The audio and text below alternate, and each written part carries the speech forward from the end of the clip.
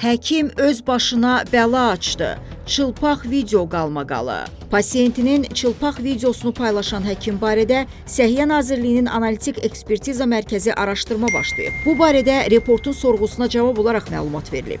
Mərkəzdən bildirilib ki, tibb müəssisələrində sanitar-epidemioloji tələblərə riayət olunması vacib şərtdir. Bu tələblərin pozulması halında qanunvericiliyə əsasən İnzibati Xətalar Məcəlləsinin müvafiq maddəsinə uyğun olaraq inzibati protokol tərtib olunur və cərimə tətbiq edilməklə növbəti icraata yönləndirilir. Mediada və sosial şəbəkələrdə yayılan Məlhəm klinikasında baş verən faktla bağlı müvafiq araşdırma aparılır, nəticə barədə məlumat veriləcək. Qeyd eləyək ki, ötən günlərdə Məlhəm klinikasının mamoloq-radioloqu Günel Qəmbərova Instagram sosial media hesabında işlədiyi məkanda pasiyentinin çılpaq görüntüsünü paylaşıb.